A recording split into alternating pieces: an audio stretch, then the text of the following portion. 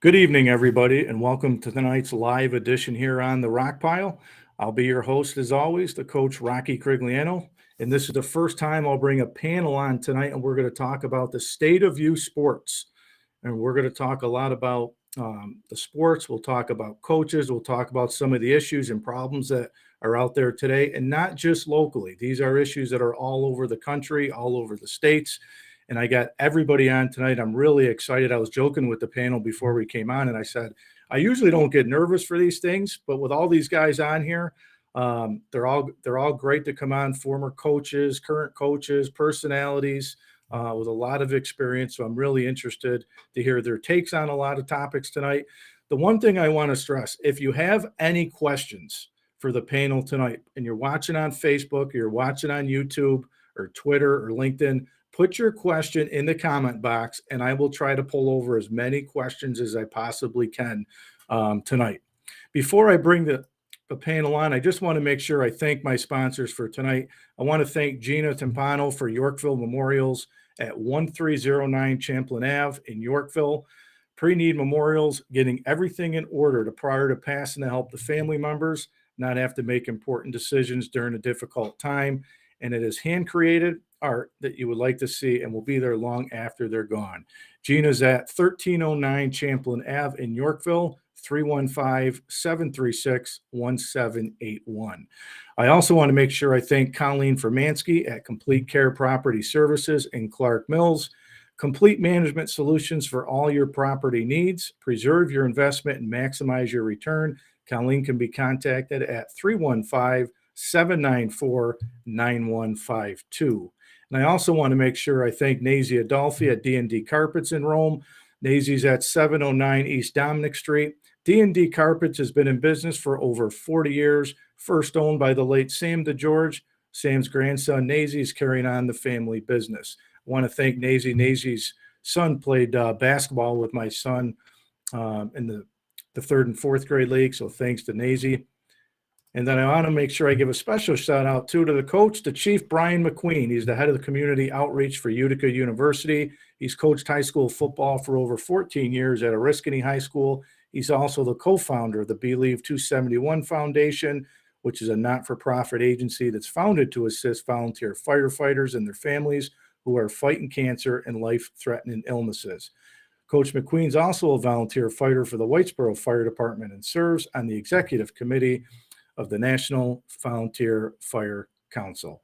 So without further ado, I want to try to bring everybody on, and I'll introduce everybody here in just a second. This is the largest panel that I have had since hosting the Rock Pile. So let's see if I can get them all on. There's Coach Smith. Coach Smith, fresh off a Section 3 title. Welcome aboard tonight. Thank you, sir. Pleasure to be here. Awesome. So let me just first go around the horn and introduce who we have on. Let me just make sure I'm not missing anybody. I do not think I am. Nope. So we got my sisters on. I can't have a show without my sister, the head field hockey coach at Camden. I got Kevin Greene, former Notre Dame standout, MVCC baseball standout, former Utica Blue Sox, and a Roman. I got to make sure I say that. But Kevin, welcome to the show, man. Thanks for coming on. Thank you, Rock. I got Bruce Harrison, the director of the Greater Tri-Valley YMCA. Bruce, welcome. Thank you. Looking forward to it. Awesome. I got Carl Manganaro on, Roman, former baseball coach at RFA, Rome Catholic, Richfield Springs, and Notre Dame. Welcome, Carl. Thank you. Good to be here. I got Coach Kramer on, who's been on numerous times, but I was going to say a couple times, Coach. Current New Hartford Head Football Coach. Welcome, Coach. Thanks for having me, Rock. I got Coach Medicis on. I just said I was kind of getting tired of him. I see him way too much here lately. But the head RFA basketball coach and also co-host of the Mohawk Valley Sports Watch on Sundays. Coach, welcome. Thanks for having me, Rock. And I got friend of the show. I got award-winning journalist and author, Rome Sports Hall of Famer, Scott Pitoniak. Scott, welcome. Hey, thanks for having me, Rock. This should be fun. Awesome. I'm excited. Well, you guys, I want to jump in right to it, and I'll take as many questions as I can as they come on. But there's so many different problems that we're facing youth sports today, not just locally here in the Mohawk Valley, but all over the United States. One of the things I want to talk about, and we got some basketball coaches on, So I want to start with the guys first, but a lot of stuff comes up about AAU stuff, AAU teams, travel teams. There's year-round training facilities, and one great one in the area, Accelerate, which I wish they had when I was younger. And then there's also some comments that people make now with some of the AAU travel teams and the year-round training facilities. We kind of lose sight of the three-sport athletes. So I want to start with my basketball coaches first. I'll go to Coach Medicis first. Coach, talk to us a little bit about the AAU piece, because a lot of people have brought up that part of AAU has hurt and part of AAU has helped. What's your thoughts on AAU? I think a lot of it depends on what organization you're going with, because AAU now is not the same AAU that was 20 years ago. AAU used to be the best basketball players playing in front of college coaches, and it was the best of the best. Nowadays, if you're not happy with what's going on, you just start your own team. So everything's so watered down. I know me and Bruce ran an AAU for, I think, 13, 14 years, and we were always a group that stressed, hey, if you want to play a school sport, by all means, your school sport comes first.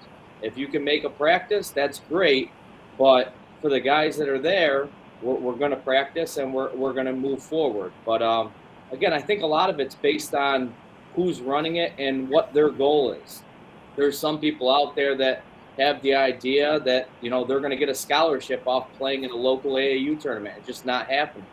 So I think a lot of it's based on, who's running it and what their motives are. And I want to go to Coach Smith, because, Coach, you were shaking your head while Coach Medicis was talking. What's your thoughts? I agree a lot with what he's got to say. When I first got into coaching, we put an AAU program in just for our high school team, and it was just designed for us to go out and get better. And some of the kids did play for Casco Mountain AAU. This is when I coached girls, and that was an elite program in our area down in Oneonta. And now, like Coach said, a lot of these kids, if they're not getting the right playing time, or if they don't agree with what's going on, they just go start their own, or they'll go find somebody that will play them. So it's so watered down. I think AAU is a great thing, especially for the kids that want to advance and get better and work on some different things. But it's also great for like high school teams to go and be able to go to these AAU tournaments and just get better as a team and create that bond. And that's one thing Accelerate's done a nice job of having like spring, fall, and all these leagues that allow us to go in with the AAU teams. But AAU it gets so watered down because of what Coach was talking about. Kids just get unhappy. Instead of working harder, they just say, hey, I'm going to go and do my own thing.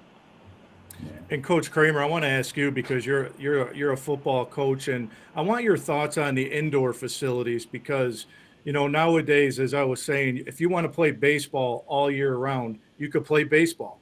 If you want to play basketball all year round, you can play basketball. What's your thought from being a football coach of these indoor facilities?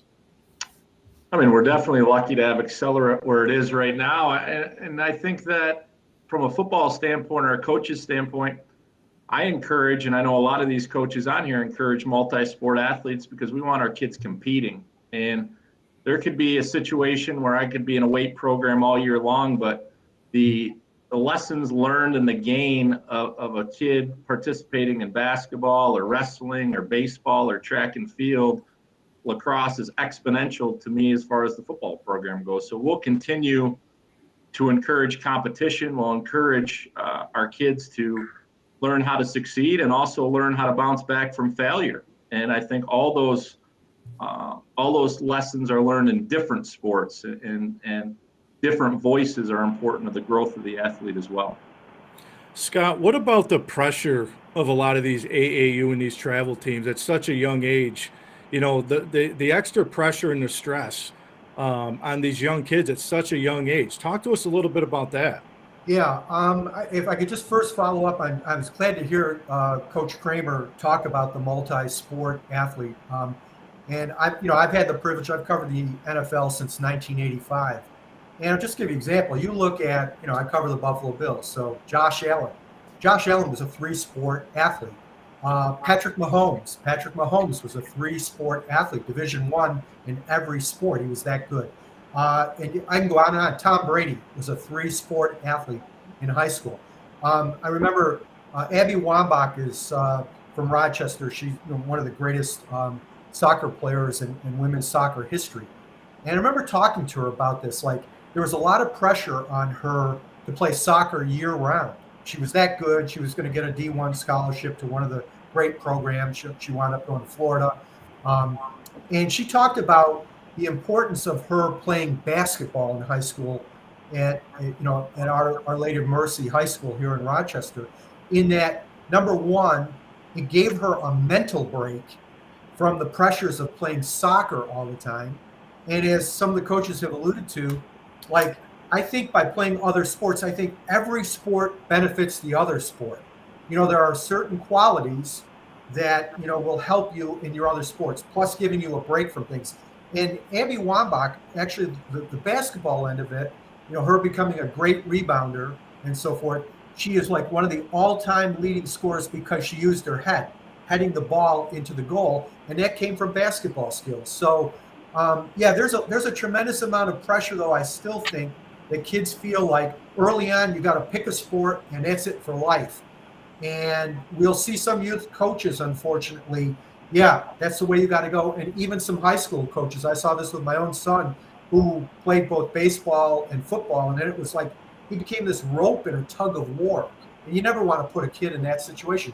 They should be able to play both sports. So the pressure is there, and I think it is one of the problems of youth sports. Like, no, you're going to play basketball year round, or no, you're going to play baseball year round. And in baseball in particular, guys, the reason why we have an epidemic with kids having Tommy John surgery before they graduate from high school is they're throwing 12 months out of the year, playing in indoors, tournament teams, going down to East Cobb, Georgia, these tryout, showcase camps and stuff. So I think it's very important that we encourage young people, even the most talented, like this guy's going to play in the NBA, this guy's going to play in the NFL. Let them play the other sports. I think it's only going to be beneficial to them, not only physically, but I think psychologically as well. Bruce, what about the AAU? Because another thing that I always hear about AAU is, and I'm not picking on the basketball guys here with AAU, but one of the things I always hear too, a knock on it is there's not a lot of practice. Kids go from playing in the season, then they go to AAU, and you might practice maybe one night, but you're throwing kids together on a team that might not have played together. What's your thoughts more on the AAU? Because I know you've been involved with it. Yeah, I've been involved in AAU for close to 24 years. I started with the Spangles with Tom Nelson. Girls AAU program was one of the first in the area. And then I joined D Squad for a year, and then Nick and I put together Tri-Valley Players. So I've seen the whole spectrum. My whole goal and mission when I did AAU was I saw the way it brought people from different backgrounds and areas together. That was my main thing. I love the idea of the city kid and the rural kid from Holland Patton, Westmoreland, Utica, coming together, getting to know each other, and the basketball was secondary. So that's kind of what I stayed with, even when we started the TVP or the Tri-Valley Players.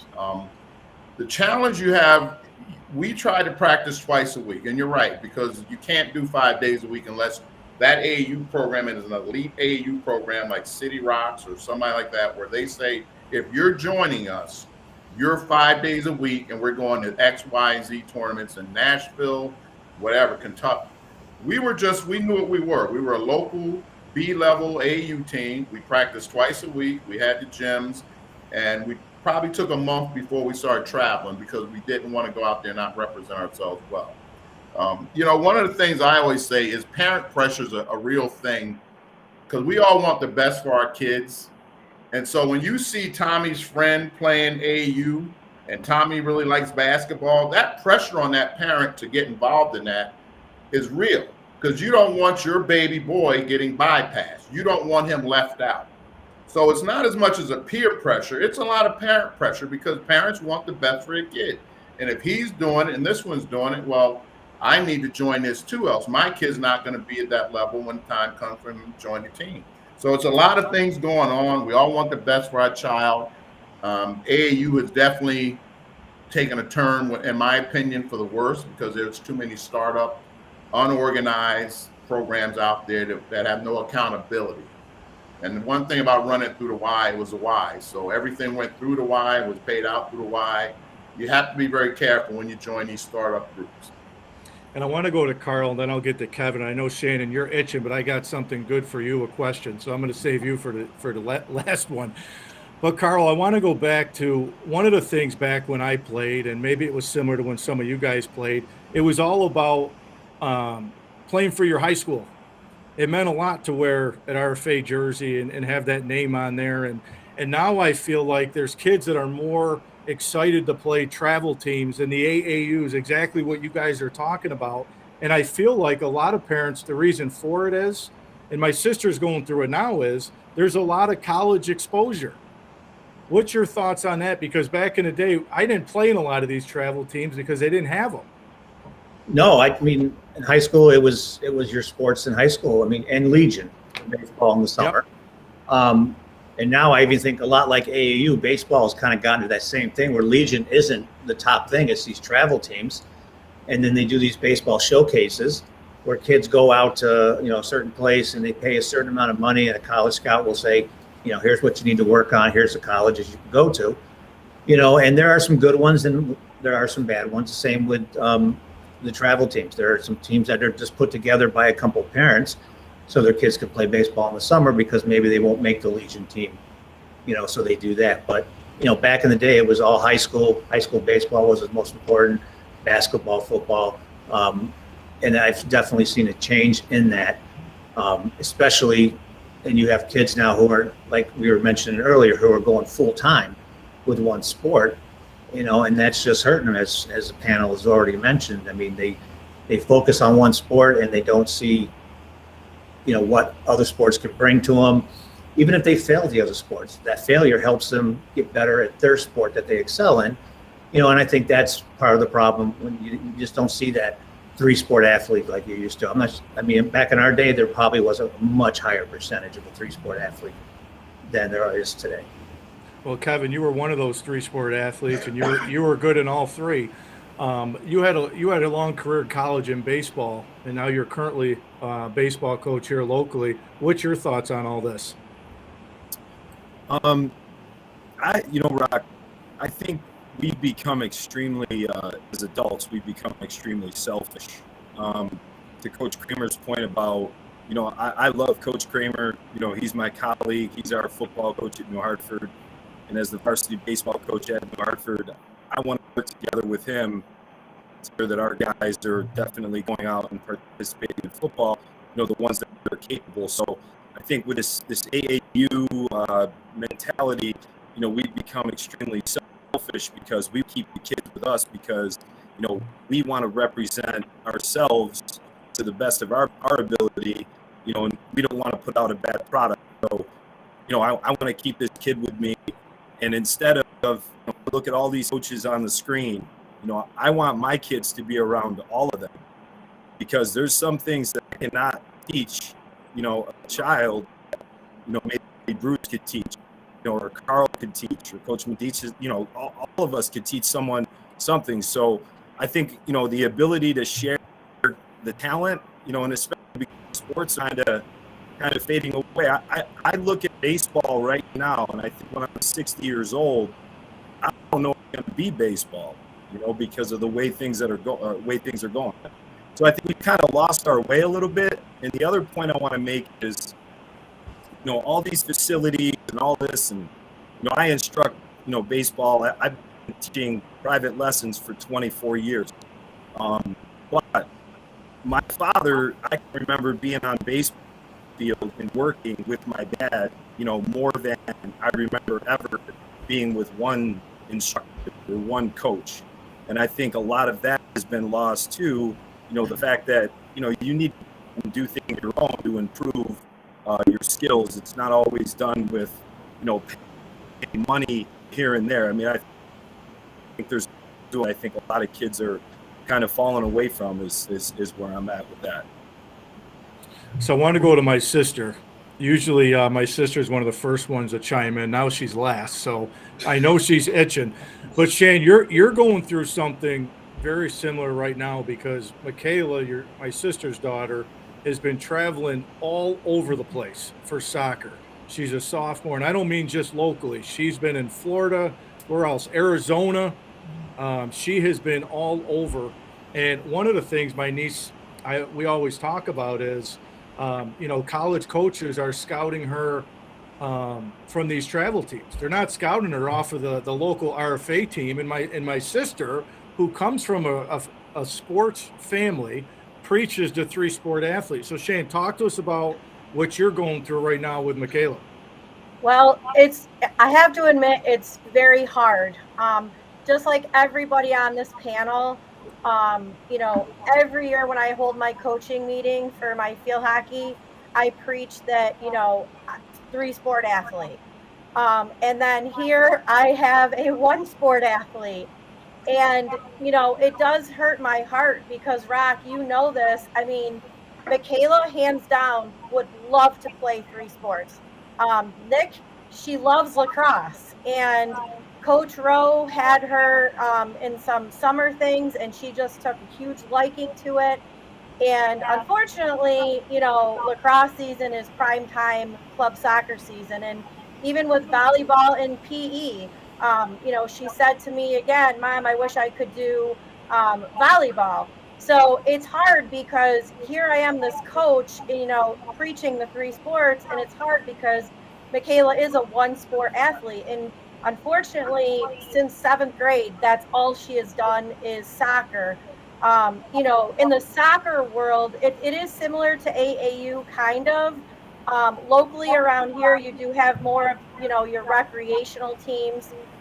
For Michaela's purposes, we obviously drive out to Syracuse 3 to 4 times a week, goalie training, team practices. Like Rock, you mentioned, next week we're flying out to Arizona for her to play. And, unfortunately, her exposure is going to come not through high school soccer. It's just not. It's going to come. She's already getting different emails and stuff, and that's through different, ID camps. Her team is going to be competing in the National Pro League. If they win, they go to nationals. They just made the Girls Academy, which is huge. So there's a lot of different things like that, but it's hard because the poor kid wants to be a 3-sport athlete. And, the other side of it, on all these college questionnaires that she fills out, it asks you, what other sports do you play? And unfortunately, she puts that she doesn't. So, it obviously volleyball, lacrosse would have helped her. She's a goalkeeper. Those would be huge sports for her for eye-hand coordination. And she just can't, do that. I mean, her club coach is great, but I got to admit, he's definitely one that stresses soccer. So it makes it really tough. One of the other things that's come up with a lot of the youth sports is money. And I just want to read this stat. Families combined that have a combined income of over 100,000, 68% of those kids are playing organized sports. For families that their income is 50,000 or less, 25% are playing organized sports. Now, if you have a hockey player, which my son and daughter don't play hockey, they're saying hockey, they can spend close to $7,000 to $8,000. Basketball is nowhere near that. But I want to just go, I'll start with Coach Smith there. Coach Smith is, money is a huge thing that's out there. What's your thoughts on some of that? Well, I mean, it's funny you ask. We're actually, I'm on the board of what's called Upstate Sports Charities, and we raise money for local kids or local teams to be able to have those kids be able to play and get scholarships through us. But I mean, it's the fact. I mean, I was one of those kids that grew up in a pretty poor household, and I never got the opportunity to go and play the extracurricular sports because my parents didn't have the money. So oftentimes it would be I would possibly get a scholarship or a sponsorship from a team. And we always did this when we did our fundraisers. We would always try to raise enough money so that if there was a kid that couldn't play or couldn't afford to, we could get them on board. But I think it's a real issue, and I think it really deters kids from playing because they think they can't afford it, so they don't play sports. And Scott, with baseball, baseball is one of those sports where financially, you need a glove and a bat. Basketball, you need a basketball. So what's your thoughts on the expense piece and how that's impacted youth sports? Well, I think it has had a tremendous impact. I think back to my nephews both played hockey, and my brother and my sister-in-law. It's not only the expense of the equipment, but you got to play in tournaments. So they were in Detroit one weekend, so you got hotel expenses there. The next weekend you're in Southern Ontario. The next weekend you're down in New Jersey. I said to him, where do you have time? Where do you get the money to do all this? And I really see this as a problem. Baseball is fighting, particularly to get black athletes, young kids, to participate in the sport. And I think this is one of the big problems is that, unless you can be seen at these showcase tournaments and stuff, particularly if you're a baseball player from the Northeast, you're not going to have a shot. So I think the money does deny opportunities, for the kids, not only the kids, but the parents who would like to see their kids pursue things, and it's just not there. It's just cost prohibitive. So it is clearly, a big problem. And again, everything now is like, we're seeing less of the emphasis, like where a college coach 20, 30 years ago would go sit in the stands to watch an RFA Notre Dame basketball game to scout someone. Well, now it's the AAU programs or whatever. So it's a big problem. There's no question about it. And one of the other things, and I'll go to Coach Kramer, is one of the other things that gets stressed too with the youth sports is the pressure to win. We'll get into some of the parent stuff, but whether it's lack of playing time, and I always say it, my son, like Coach Kramer, your son's my son's age too, is, these kids at a young age, my son will ask me, Dad, are we winning? Dad, what's the score? And they get all excited. And I'm that coach that's like, geez, I was really competitive at a young age. I wanted to win. But what's your thoughts right now with the lower levels of just how competitive, some of the, not just the kids, but the parents can get? Well, I think you bring up a good point with the lower level. I want to kick back first to the other thing right before the topic before. I think the youth sport needs to be broken up into some different tiers. I think that we've lost perspective of skill development, of having fun. I have a 9 and a 10-year-old, and I think it's crazy that 9 and 10-year-olds are traveling. I think they can play in Utica and Whitesboro and New Hartford and Oneida and VBS and compete. And I think when you get to a different tier, I'll use New Hartford as an example. Like right now, we have a very good basketball player, a young man, Zach Filipkoski, and we had a very good baseball player, Roman Kimball. Like they've established themselves through skill development to go out and travel and try to earn themselves a scholarship. But that's being done at age 16, 17 years old, not at age 10, 11, 12 years old. And I think when we get to the lower ages, I think you're right. There's just an emphasis on what is your record or what is your team the best team in the area. Well, how about we go to the park and field some ground balls with some friends and play some wiffle ball and home run derby, and like learn to have fun of just playing. And I think we've lost that aspect of it. I think that it's so goal oriented now. Were you the leading scorer, or did you get the most amount of carries in your game? How about you get with your peers, you learn to tackle some adversity, you learn to improve, you learn to have fun. And if you get to the level of those two young men I spoke about, then you look to take the next step and get out there and expose yourself. Carl, I was the guy. Go ahead. Was that Kevin? Go ahead, Kevin. Yeah. Hey, and to Coach Kramer's point, a real quick point. These were extracurricular activities at one point gone by.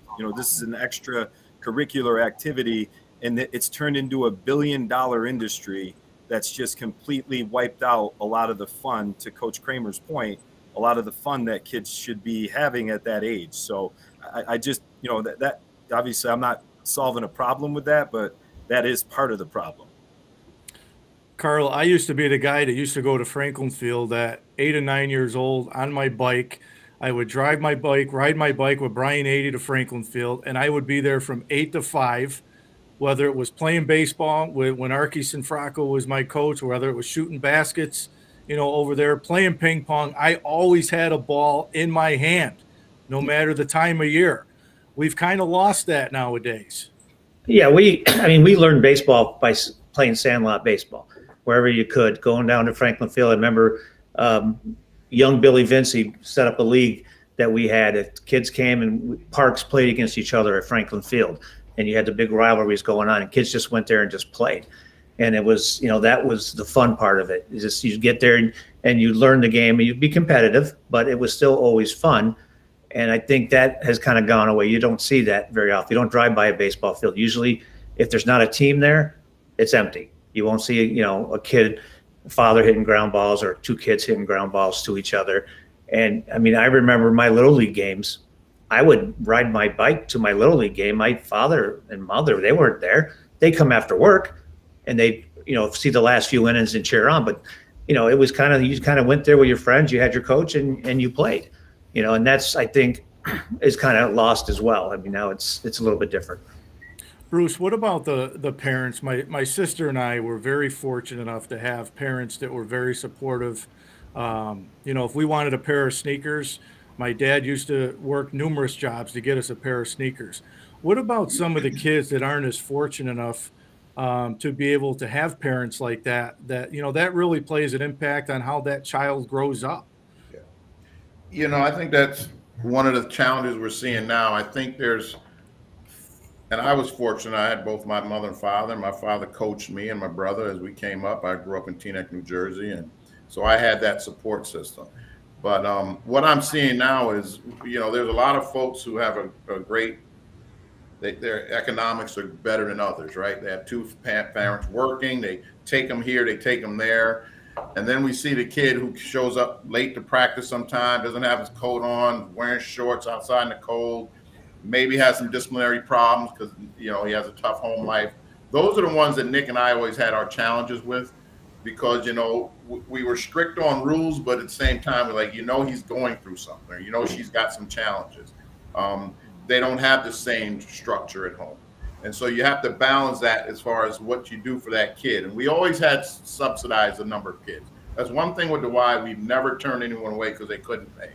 You got to pay something, but we always supported kids because we knew there was different social and economic backgrounds of all these kids. Again, that was the beauty of bringing different kids from different communities together so they can get a sense of each other. But the real challenge is the parent who thinks their kid shows up to everything, does everything right, gets good grades and all those good things. They believe the kid who misses practice once in a while, doesn't call, doesn't have a ride, that their kid should be playing over him. But they don't look at the other aspect of what's going on in that kid's life, that they don't have the same benefits. So you have to weigh that. And I know Nick has dealt with that. His coaching career, I'm sure, a number of coaches have dealt with that. How do you take that kid and give an opportunity, but treat everyone equally, but understand there's some other things going on that he doesn't have the system in place that maybe the other kid does, So, Nick, I didn't forget you. I got to go to you here. I know you've been sitting there anxiously waiting. Nick, what about another thing that comes up too is a lot of kids are quitting at a young age because sometimes the youth sports, again, I'm just going to use my son, but baseball at a young age is boring. Kids are standing in the field, picking dandelions, kicking dirt. And a lot of those kids quit before they're even 12, 13 years old. Is there anything we can do in the youth sports to prevent that from happening? And not just baseball, all youth sports. Well, to jump back on, Jim made a great point, and I know Carl kind of got to it. Kids don't play anymore. Kids are on their phone. Kids are playing apps and playing video games, and you know what? And it's not just them. It's the parents as well. These are the parents that grew up playing video games. So when they get home, they're on their phone. So that whole dynamic of going outside and playing 2-on-2, and then after the 2-on-2 game's over, you're going to go down to the park and playing football.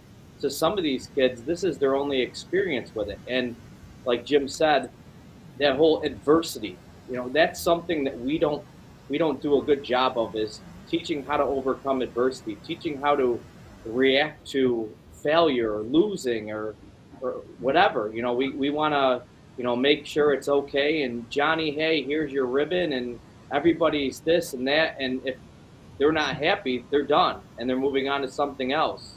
And, we talked about how AAU has kind of changed over the years. When me and Bruce first started our AAU, we were the only AAU in the area. It was D Squad and it was us. Right now, I can think of probably 15 off the top of my head just in this local area. And it's just, you know what, you're not happy, you didn't like this, you didn't start, the coach looked at you wrong, didn't like your jerseys.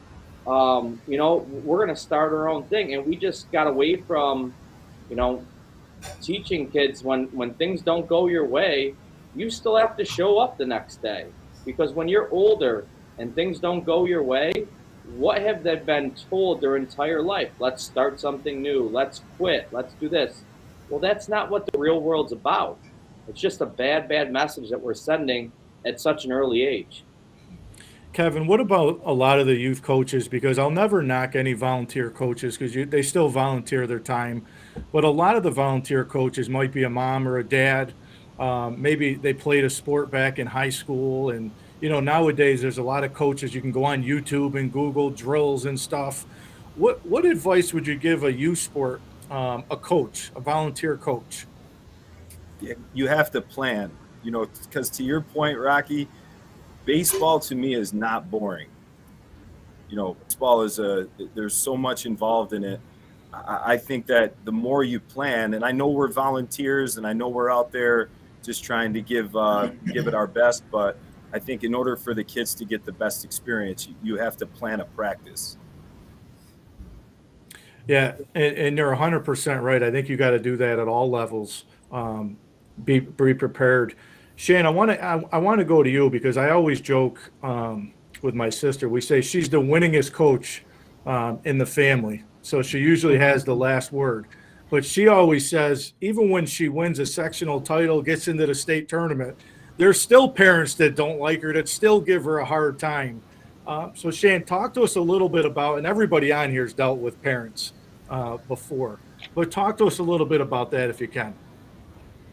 Well, going back a little bit about, when you were talking about the younger kids and, wanting to quit and stuff like that, I just think back when you and I were younger, what dad would have said to us if, we went to a baseball or softball game and things didn't go our way and, we came home and said, we want to quit. Dad would have never said, all right, you know what, Shannon, if you don't want to do it, you don't have to. He would have said, just suck it up, go back out there, and deal with it. And I think that that's not happening anymore. Even at my level, a varsity level, if things don't go a player's way, a lot of the times the coach is the fault, and not necessarily the athlete. And like you said, it doesn't matter how many, winning seasons I have, I still have issues out there. And, I will always hold, my kids accountable.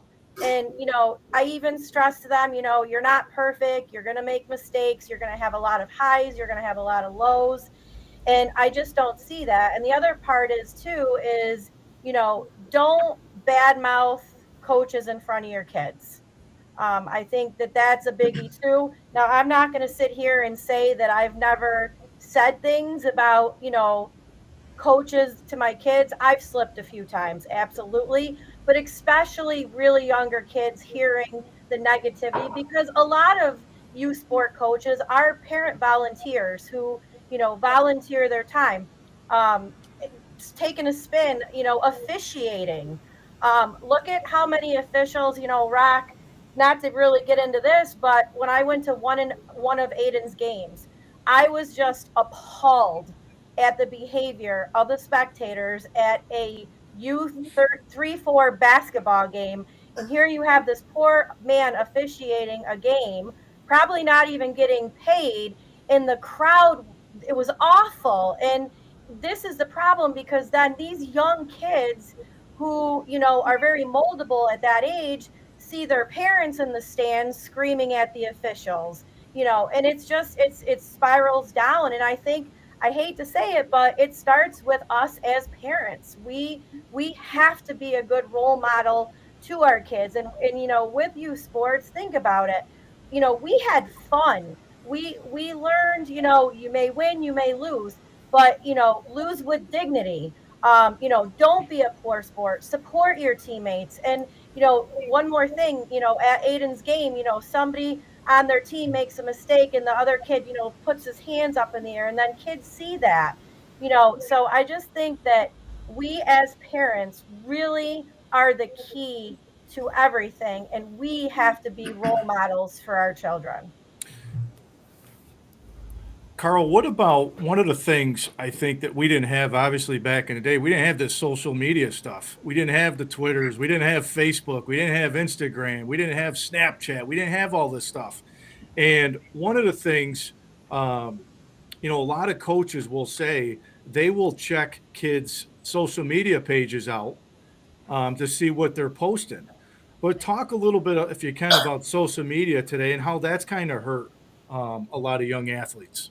Oh, definitely. I mean, some of the things that kids post that's inappropriate or they're not supposed to do, or how they'll blame somebody, blaming the coach for their loss through a tweet, or saying something about a teammate or an opponent. College coaches see that, and it's very easy just to say, okay, next. So it definitely, when we played, the only way you knew if the other team won, like the team playing after you, is if you read the Sentinel the next morning and saw the box scores. It wasn't instant. It wasn't right there for you to see. You had to wait. So it wasn't all that stuff going around. So I mean, social media, while it has its positives for sports, is also obviously a lot of negatives. And for kids today, I mean, and I've seen coaches will tell them every time, you represent this school, you represent this team. What you put on there, looks bad on your team, on your school, but sometimes kids still do it. And I think that definitely has a negative effect on them.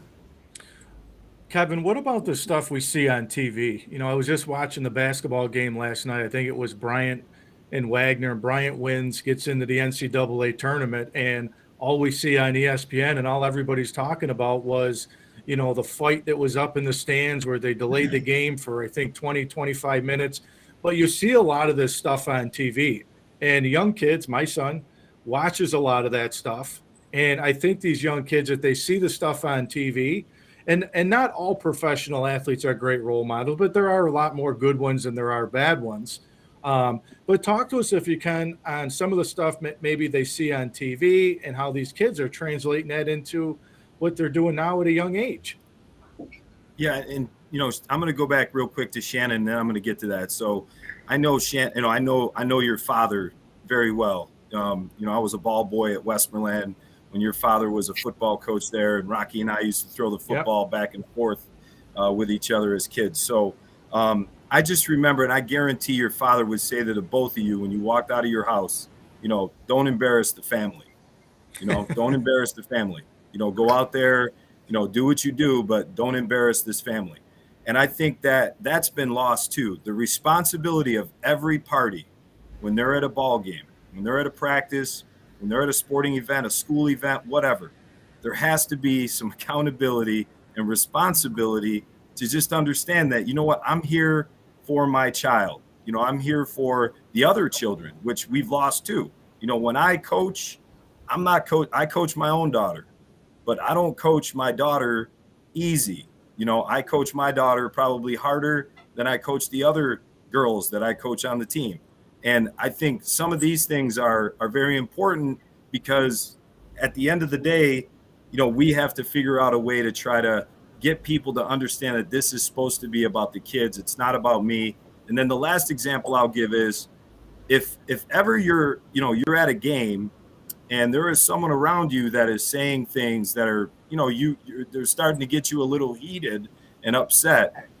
Why is it that we have to sit there? Why can't we just move instead of allowing that to bother yourself to the point where you're going to get into some sort of an altercation?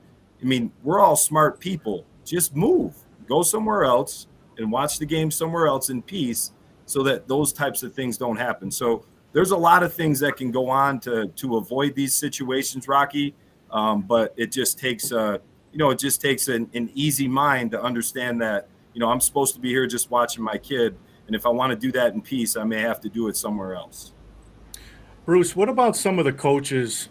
A lot of the youth coaches, as I said, their moms or dads.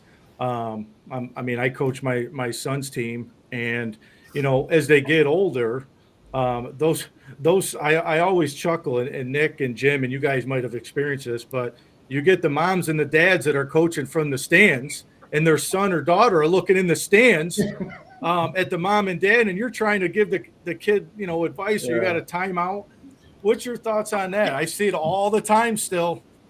I have to be honest, because when I coached my kids 4th, 5th grade, and some kids when I didn't have, I was a very high strung, okay, I went after it. We played, we were aggressive. I taught kids to play hard. I was very excitable, and our fans were too. Gansevoort Gators, that's the way we rolled back then. So I'm being honest. I really was passionate about it, and the kids took that energy from me. Now, we didn't have parents fighting and all that, but they took pride in our team and winning. I'm a referee. I've been refereeing for 13 years. I've been I'm an official for 3 years for football, and it's very different. You cannot have sensitive ears if you're going to be an official. The parent coaches, I respect them because I think most of us start out that way. But my thing is, if you're going to take on that role, you have to at least look the part. You have to look like you're a coach. You can't just go in there with your Timberland boots on, your back and your pants hanging off. You have to look the part. You got to represent. The other thing is you have to understand the commitments you made and take that very seriously. What Kevin was saying, you have to plan. So you just can't go into it thinking this is just fun and I'm just going to hang out here and do this. You're responsible for everything that happens in that school. So if you get kicked out of the schools because you didn't have control over your kids and things. The parents are very passionate. I don't know if it's that much different 10, 15, 20 years ago. I'm just thinking about it. They've been always passionate. They've always rooted their team on, their kids on. I think where it's crossed the line now, I think these parents coming out on the field and attacking officials and coaches and getting in their faces, I think that's where I've seen the change.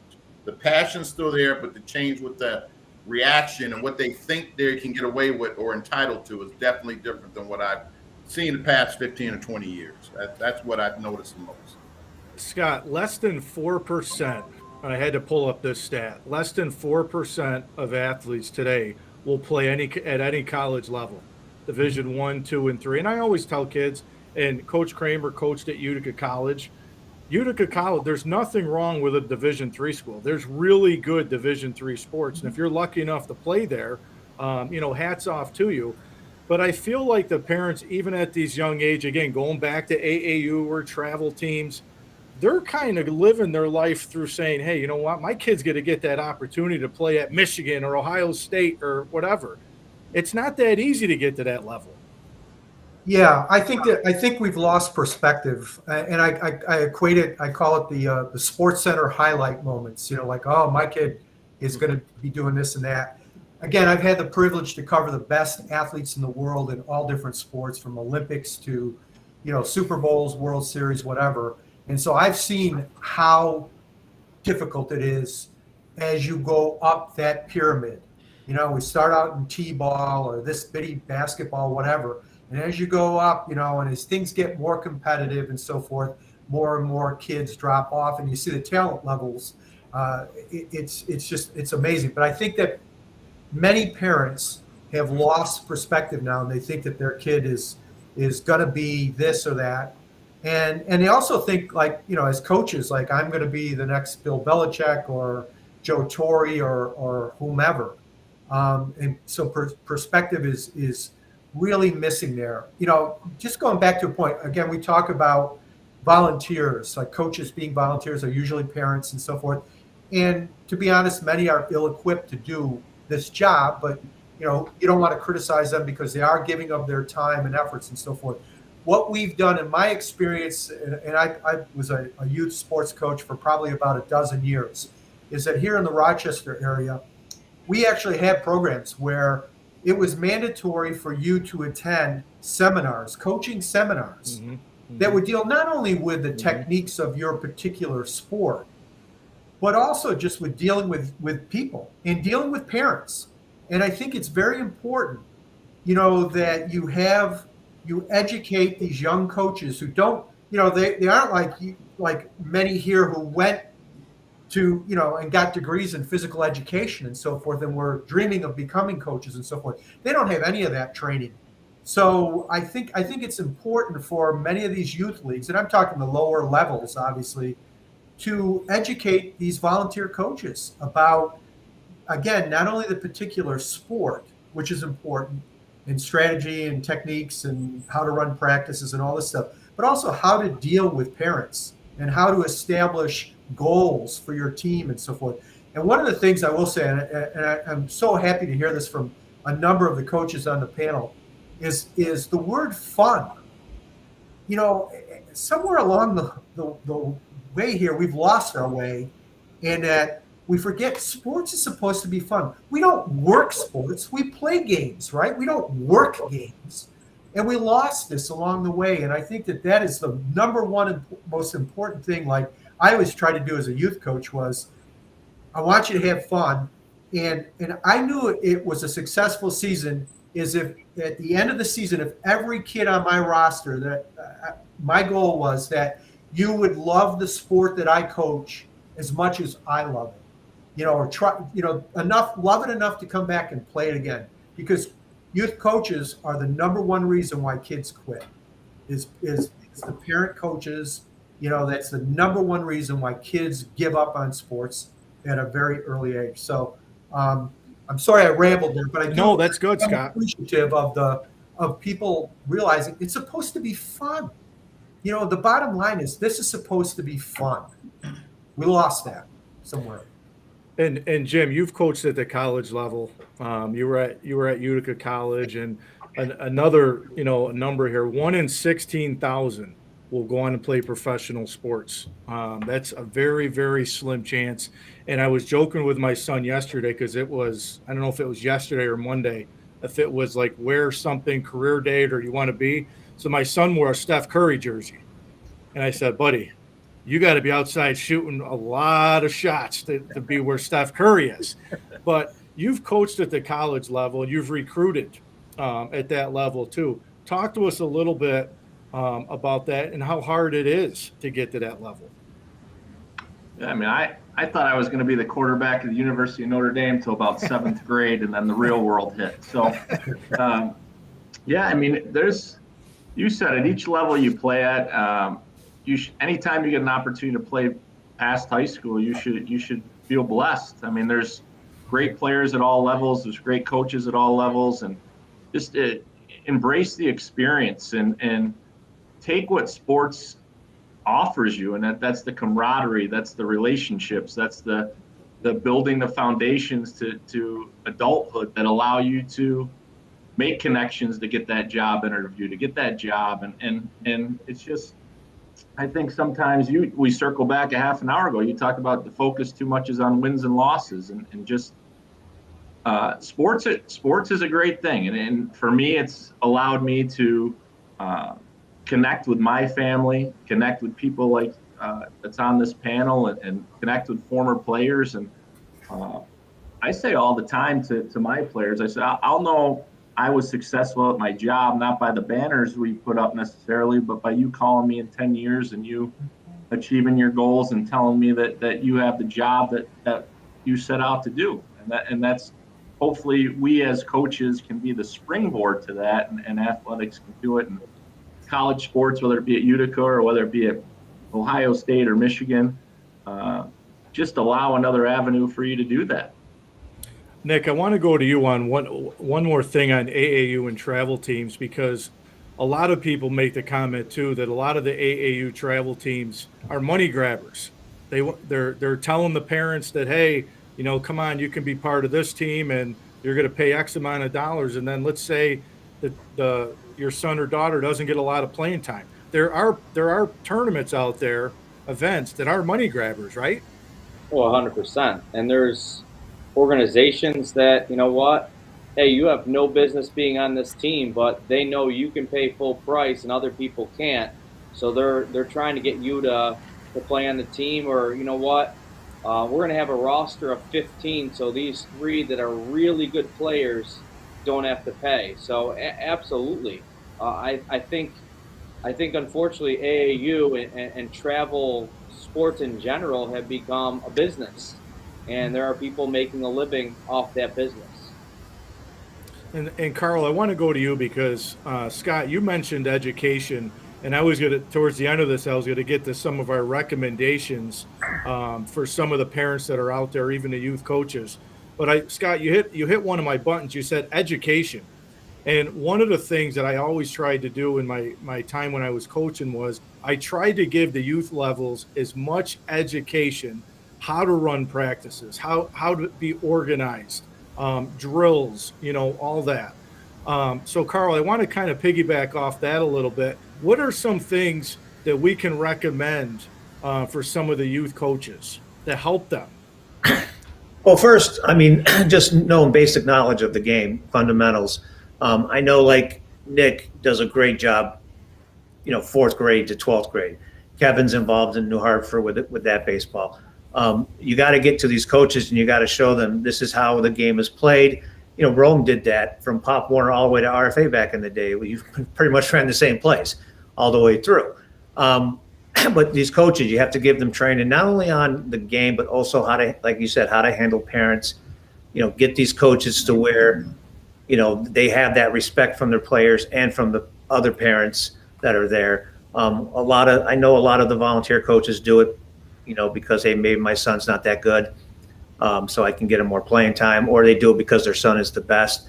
They have ulterior motives for it. But we definitely need to educate. There should be courses. I mean, to be a high school coach, unless you're a phys ed teacher, you got to go and take all these 3 courses. You got to do all this training, and it's a lot to do. So for somebody to become a coach in high school, you got to go through a lot of stuff just to become it. So they're serious about it, and that's what they want to do.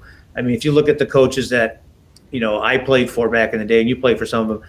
I mean, you have with Evans, Acosti, and Hoke, and Mize, and Bruce. I mean, these are guys that you look at as like your father figures, and you would do anything for them, and kind of jumped on that over to that one. But I just kind of feel like coaches today are a little bit different than they were back in the day as far as what they did and how they were there for you. And like, I think Jim said it, they always wanted to know how you were doing later on. And they were always happy. Coach Evans sent me a card in the mail after me, a card just saying, great job, and that to me meant the world, so I think going back to that, I think you definitely have to get these coaches more educated with how to coach, how to do certain things, get them certified. And I think that would change a lot because coaches who just go out there don't want to go through that. Coaches who are just doing it for the wrong reasons, they won't go out and do it. They got to go through all these courses. Only a serious person who really wants to coach will go through that and take those steps, even to be a volunteer coach. Shane, you played at Central Michigan, so you played at a Division I school, and you know what the commitment is at that level. But what would be some things you would offer, a young coach, a volunteer coach just getting started? What are some things you would recommend to them? Kind of like what everybody is saying, just be there, really go over the fundamentals of, the game, just, the fun aspect of it. And, even at a young age, building relationships with your coach. I think that that's key because if kids, like their coach and respect their coach, they form a relationship, they're going to want to come out and continue to play. If they have a coach that they're just not bonding with, a lot of the times they're not going to, want to go out there and continue to play. So, just doing that, building relationships, teaching the basic fundamental skills, things like that is probably what I suggest. I mean, I know at Camden, every year we do a camp and clinic where kindergartners come and we start them young, and we teach the basic things, and I have all my coaches come and former players, and they're learning things, but they're having fun, and also the different coaches that interact with my players, they can see the different things that I do and how I coach and how I interact with the different ages and things like that, just being a good role model. Yeah, and Nick, I want to go to you. Then Kevin, I'll come to you in a second. But my sister hit another one of my notes here. Nick, is when you started the chaos thing with the young kids, I thought one of the best things you did was you had a lot of your varsity players, and I know my sister has some of her varsity players, and I'm sure you guys do too. But when you had your varsity players involved with these young kids, these young kids look up to your guys that they go watch play on Tuesday night or Friday night. And that's pretty special at a young age to see that. I know I used to watch Stevie Evans, with basketball and with Coach Mize's kids and all that. It's pretty special to have those kids helping out. Well, I think it's important for both sides. I think it's important for our kids to give back, because they wouldn't be if people hadn't given up and volunteered and given back to the community. So I think any chance you can get those kids involved and give back. But it also it builds that relationship, that community pride, where if the kids weren't involved, would they go and watch and say, hey, there's my coach right there, there's the referee that reffed my game the other day, and we build that relationship with the community, and now it's they're looking forward to that stuff. They're looking forward to going to the varsity game. The varsity kids are. They know the kids that they were working with. Hey, there's Johnny that I camp. I'm watching them. I'm going to give them a high five, and you're building that relationship within. Everybody has coaches meetings. Everybody has the parent meetings before the season starts, and I'm sure you guys all have your own agendas and all that. And even throughout the season, I'm sure everybody has parents that want to talk to them, and I'm sure you guys have spoke to numerous parents. But Kevin, I want to go to you first. What are some things, because one of the things I said about this show was we're not going to have all the solutions for youth coaches. We're not going to have the answer how to stop parents from being involved and parents from fighting and on the courts and on fields and so forth. But what are some things you can encourage parents that they can do to help? Clap their hands for everyone, not just their own child. That we've lost some of that too. I mean, I used to. There was a time gone by where I would pass a hat, and I would put a kid's name, all the kids' name on the team, inside of a hat, and I would pass it around the stands to the families. And if they picked their own child, they had to put it back and pick somebody else, and that was their player for the day. And they had to root on, that particular player when they came up to, and that didn't mean that they couldn't cheer on anyone else, but specifically that was their player to cheer on. I mean, I can remember my family, when I played for Adrian Post for, Mr. Michonne, who's a legend, Skip, the families that were there, we were all together. Those Smith Post and Adrian Post games back in the early 90s, I mean, you had 3,000, 4,000 people there, and it was amazing. But we had our support system, they had theirs, and everyone rooted on everyone. So I think that would be a huge thing. Just seeing everyone kind of supporting, the other kid instead of feeling, mad or angry or upset that, he's playing and your son's not. There's supposed to be a community feel when you put a school uniform on. And, if we're playing for the New Hartford Spartans, we're supposed to all be Spartans, and or if we're playing for the, RFA Black Knights, we're supposed to be, getting after that. So I just think there's got to be more of a feel of parents understanding that there are others out on the field that need support. And that love that they would give those kids would go a long way in regards to the camaraderie on the team. So a lot of the other problems could kind of go away as well. So, I mean, if the one thing that pops into my head would be that. Bruce, one of the things that, and I don't even like to say this, but I've seen parents clap when somebody else makes a mistake on a field that's not their kid, because they may say, hey, listen, if this kid makes a mistake, my kid may actually get in the game. And I think to piggyback off of what Kevin's saying is you need to applaud. If your son doesn't make a basket, somebody else does, you applaud, you cheer him on.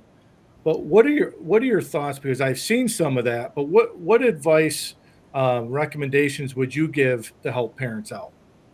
If your child is playing a team sport, that's exactly what it means. That means you're supporting everybody out there on the team. That means everybody is equal. You should treat everyone. If you're supporting a team and the concept is the team's going to win, the team comes first, then you got to support everyone on the team. Parents are interesting breeds, and that's all of us. We really are. We're interesting breeds.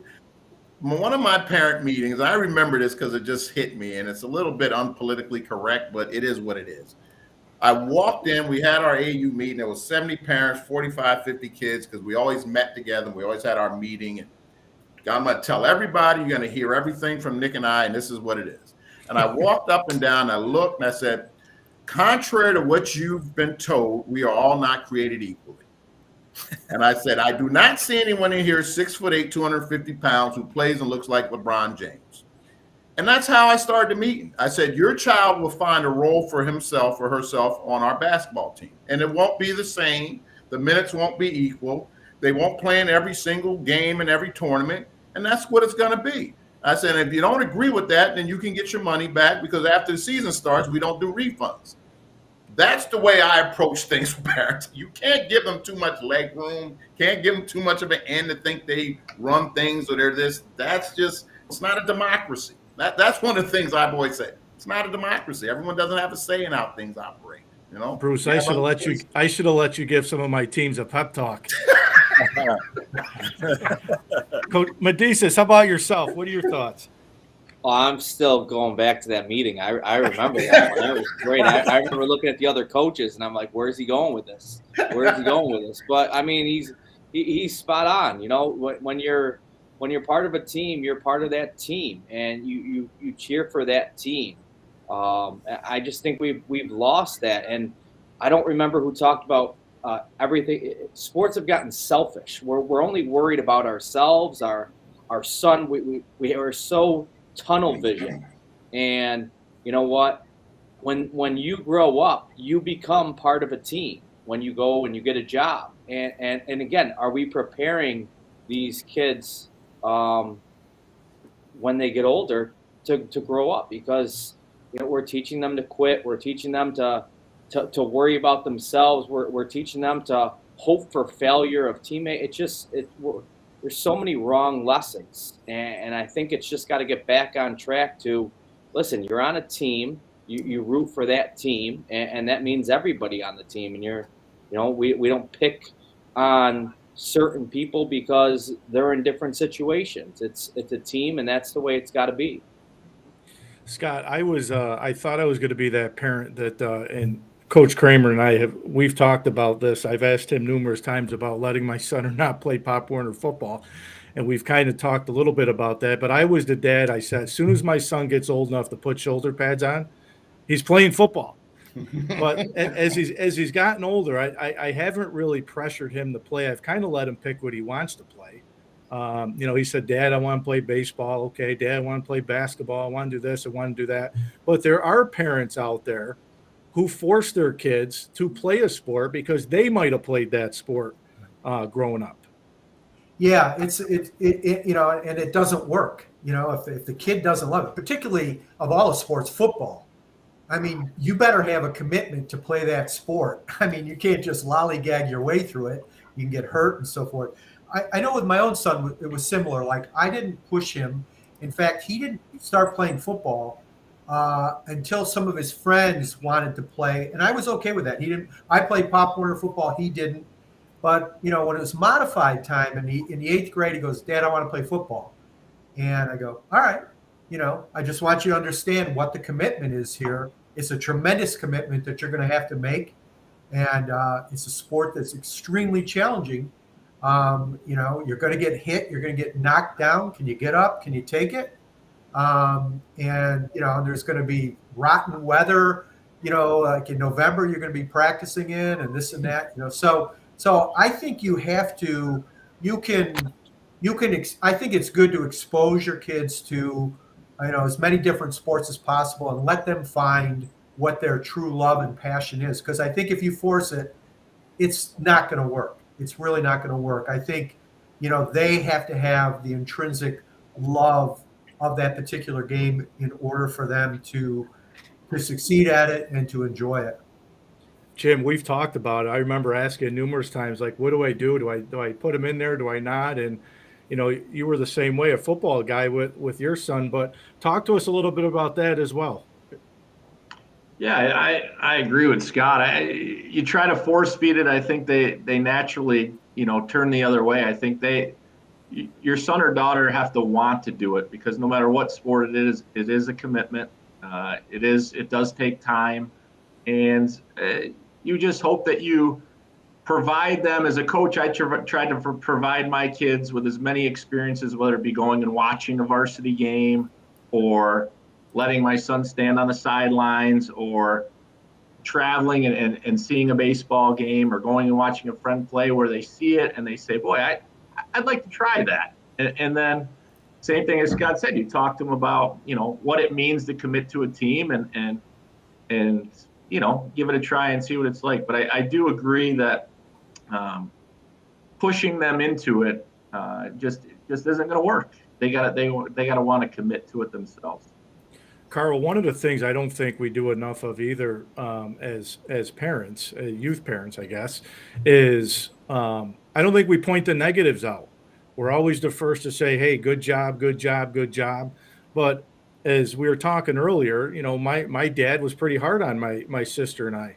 If we made a mistake, he would point it out, but he'd also say, what could you do different the next time? If I threw an interception, it was, hey, you threw an interception in this coverage, and maybe you should have watched this the next time you see it. But do we not point out the negatives enough and learn from that? Yeah, I definitely see that today. It's trying to, fluff it up a little bit, make him feel positive. But I remember those rides home with my father after games, and he would critique me, the positives and the negatives. It was never yelling or anything like that. A lot of times coaches, I know as a coach, sometimes you get nervous if you yell at a kid, because you don't know, what the kid's how he's going to react, how the parents are going to react. I remember getting yelled at by Coach Evans, and he was yelling and yelling, but what he was saying made sense. You had to listen to what he was saying. Coach Evans yelled? I didn't realize that. From time to time. He still yells. He still yells, yeah. But it was, that's how they got through. It was, you need that reinforcement on both sides, and you just can't keep saying, oh, this is, and that's going back a little bit to, we're talking about some of these people who run these showcases and do like lessons, they're, especially if it's a business, they do this and they do those lessons and they tell these kids, hey, you're so good, you should be on the JV team next year, you can make varsity in baseball or basketball.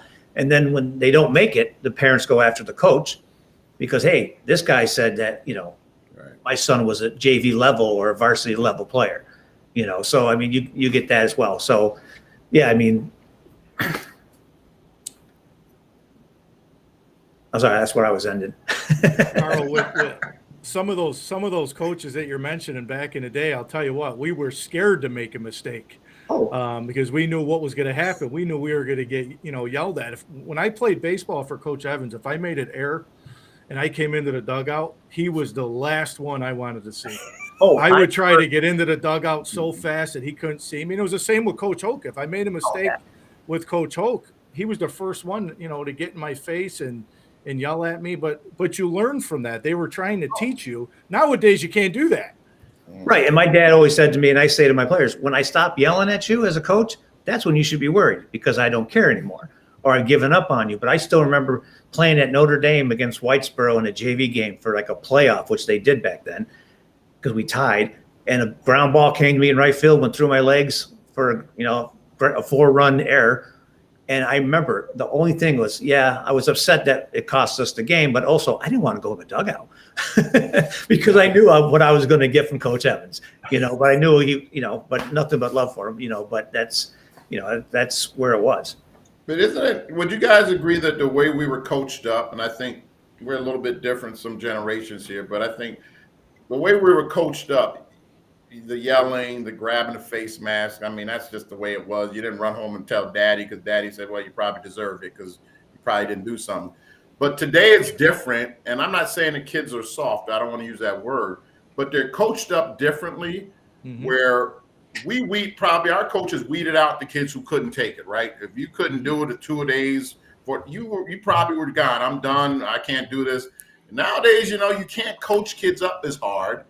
So, they linger. They can stick around. You can't really yell at them and try to get them to quit the team like you maybe did before, So it's a little different, That's why I think we have a lot of kids who think they're entitled to be on the team. Maybe they, it's just different. I think a lot of those coaches, they coached hard certain kids because they knew we could take it.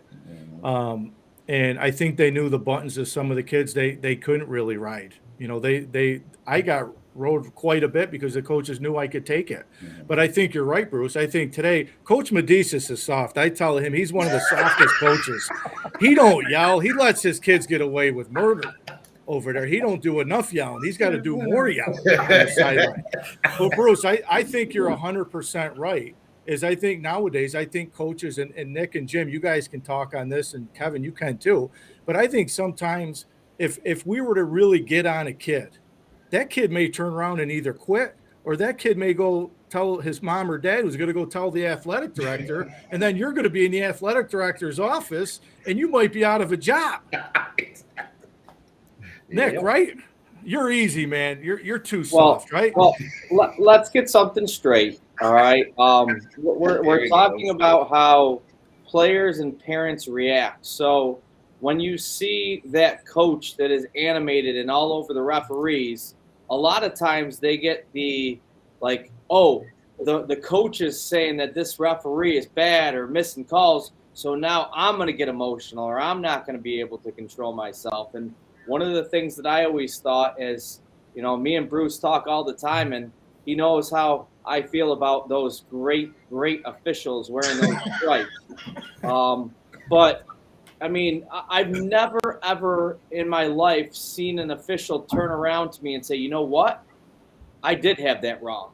Let me fix that for you. I've never seen that happen. So I think it's about, trying to get kids to just have that short memory and move on to the next play, and try to get a little mentally tougher at the same time, to know that, hey, you know what? You just move on. Sometimes it's crazy as you think. Referees screw up, officials miss things, and you got to move on.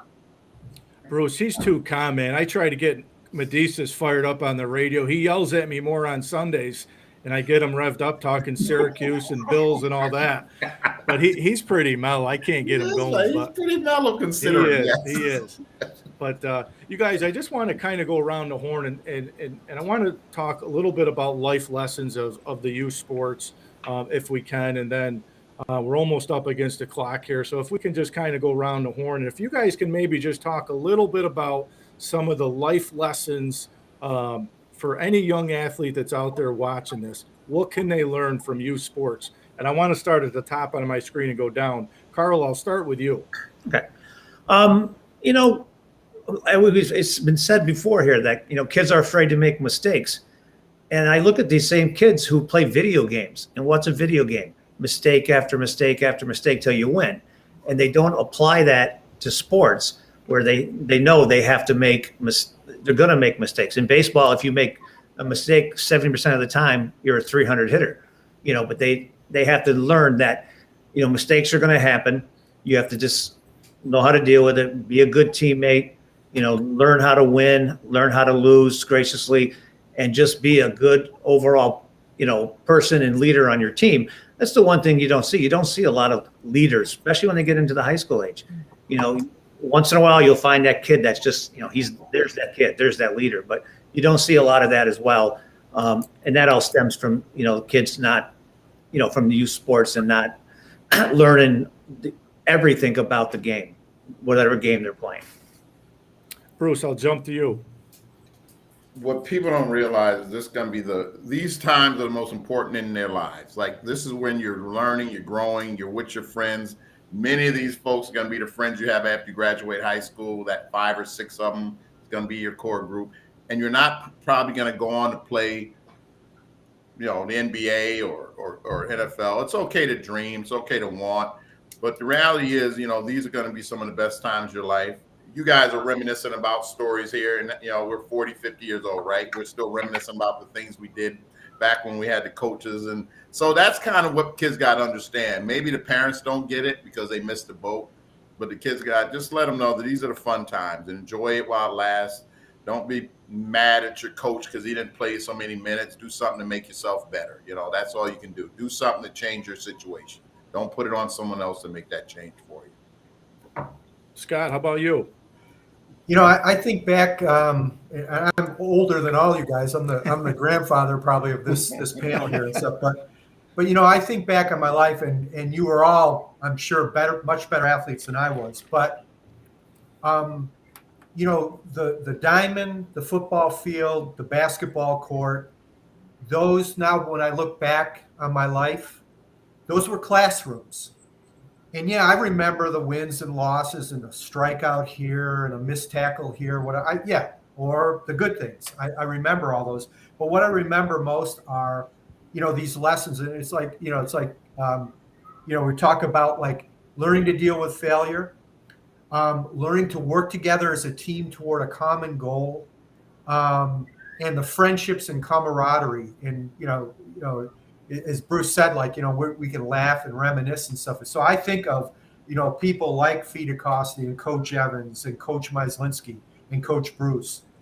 These guys, they didn't realize it. And I've told them a number of times, I've told all of them, like, you impacted my life as much as, my English teacher who saw in me this ability to write and tell stories and make a career out of this and stuff.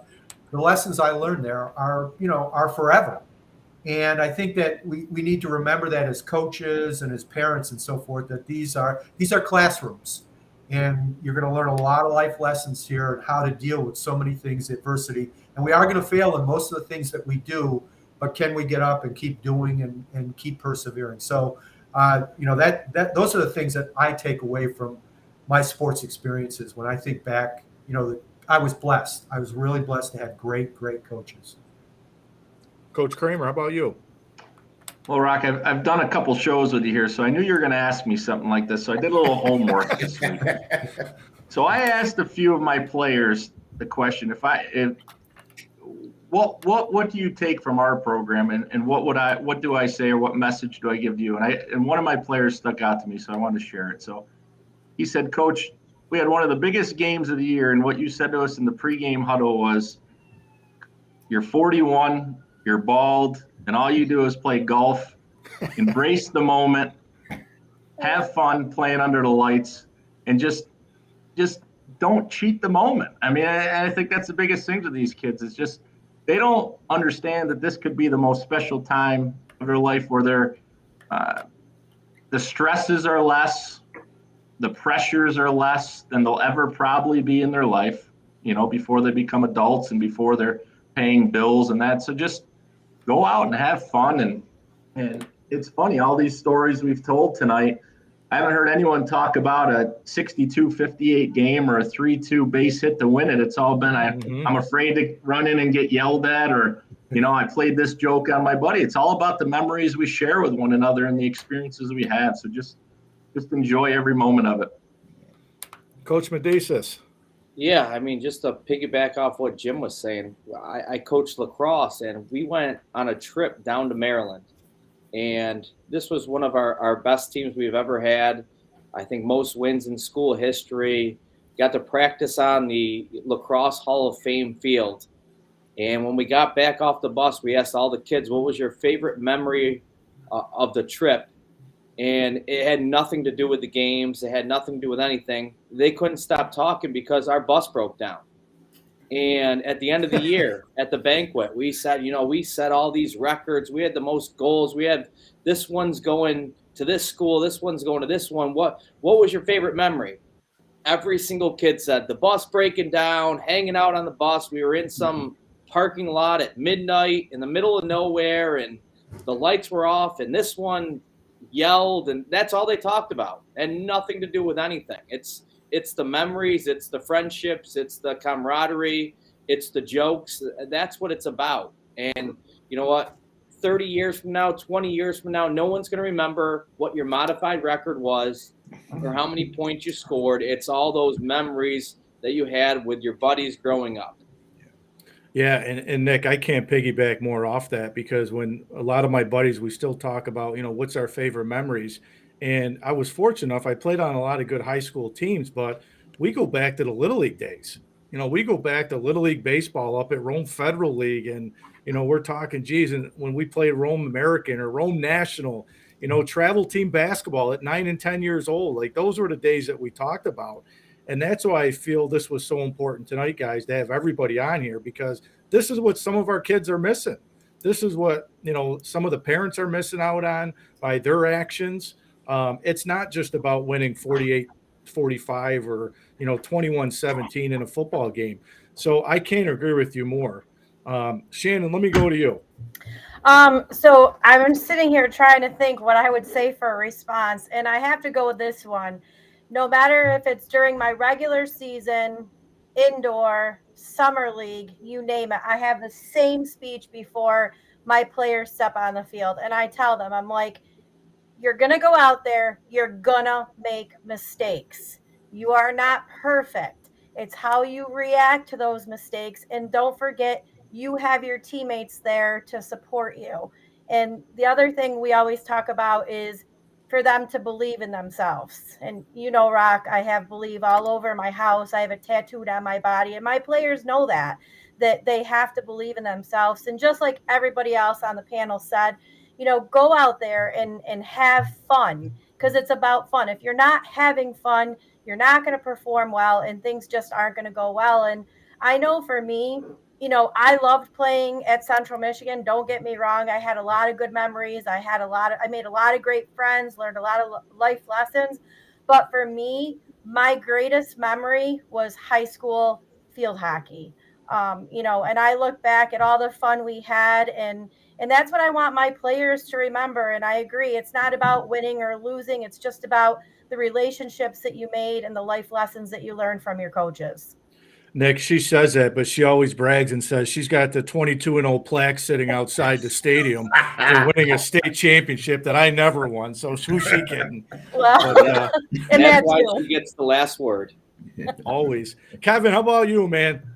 Yeah, this is a big one here. I've got I said earlier about planning, and Rock, when I was a kid, I wanted to be a baseball player. I loved Jackie Robinson. I love the story of Jackie Robinson. I was just so enamored by the fact that he wasn't able to play. And I was like, I kind of looked at him and said, well, I know I can play. So that's what I want to do. So part of this is, planning. I said it earlier, planning.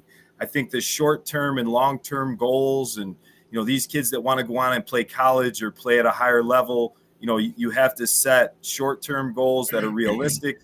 You got to set long-term goals that are realistic, and you have to have work ethic. And one quick story is something I completely forgot. So I was inducted into my Ohio Dominican College Hall of Fame some years ago, and my coach, I asked him to be my introducer. So Coach was also being inducted the same year. And I was a little nervous to ask him, but when Coach got up there, he accepted. And when Coach got up there, he said, one of the things I remember very deeply about Kevin Greene is, number one, he never lost a race. He never lost a sprint. And that's unfathomable, is what he said. And then he said that I can recall when he first showed up here and we had our first fall meeting, and Shannon had mentioned about talking about believing in yourself. So here I am. I'm a junior college transfer. I just got drafted by the Marlins in '95 out of MVCC. And I stand up. He says, introduce yourself, tell us where you're from, and tell us why you're here at Ohio Dominican. So I stand up. I say, I'm Kevin Greene from Rome, New York. and I'm here to help take this team to the College World Series. And I sat down. And then Coach went on to say, how prophetic were those words when you talk about believing in yourself, because he never got over that hurdle. And all of my teammates that I don't even know, I haven't even met these guys, are sitting in this room with me. And I went out that year, I busted my tail, I worked my butt off, I was a leader, which is something that's very important to do as well. But at the end of the day, you got to say what you mean, and you will achieve. That's how I feel. If you say what you mean and you go out there and you work at it, you will achieve anything you want. So that's kind of where I'm at. So you guys, we're right out of time, so we're right up to the 9 o'clock hour here. So I just want to end it on this. One last message for any young athlete or parent watching this show tonight. If you guys have one message in a quick minute or less, I want to just kind of give you guys one last opportunity, and then I can't thank each and every one of you guys enough for taking the time. Hopefully I didn't screw this thing up. I tried to get everybody on and give everybody some time to talk, but I really appreciate everybody coming on, for taking the time tonight. It really means a lot to me. And I know you guys have all been on with me before, some newcomers tonight, but thank you from the bottom of my heart for everybody on here tonight. So I want to just make sure I say that. So with that, I'll go reverse order this time. Kevin, I'll give you the last minute here. What do you got? Yeah, I just want to, I would say what I said earlier. Just remember that when you leave the house, just don't embarrass the family. Well, Kevin, I appreciate you coming on tonight. Thank you, Rock. You got it, buddy. Shannon, what do you got? This is more for, obviously the parents. Just be a role model, be a role model for your kids, act like you should in the stands, and be supportive of your kids, provide them with some constructive criticism, but also make sure you're pointing out all the good things that they've done, not just the negative things, because, obviously they want you to be honest, but you got to do it in the right way. So those would be my words of wisdom. All right, Shannon, thank you. Appreciate it. All right, Rock, thanks for having me on. You got it. Scott, let's jump over to you. I would just, as a reminder to the parents, remember, this isn't about you. It's about the kids. It's about your kids. Let the kids be kids. Let them have fun. Don't get in the way of that. Just let them be them. It's about them. Scott, as always, my man, thank you so much for coming on tonight, and thanks for the radio as well, my man. I'll be reaching out. Okay, thanks, buddy. It's always fun. And thanks to everybody else. You got it. Thank you. Bruce, let's jump to you. Well, I just think the parents should understand, if things keep going the way they're going and things keep trending the way they're trending, especially right now in Rome, we seem to have things highlighted on us. They're going to kind of ruin youth sports. We've already seen sports shut down twice. And again, the only ones who suffer are the kids. That's what we have to keep in mind. And sooner or later, they're just going to ban parents from going to the sporting events, and then you don't want that. So start taking yourself and start understand what's going on, and don't take yourself so serious. Let your kid go out there, have fun, and just enjoy it, and don't ruin it for everyone else either. Okay, and that's all I'm going to close on. Thank you, Rocky. I appreciate Bruce, you having me. Thank you, buddy. Thank you. Let's jump over to Carl. This is for players and for parent. Enjoy this time, because it doesn't last. And then all of a sudden you're sitting there and like, oh, I wish I had a game to go to or go see something, because you miss watching your kids.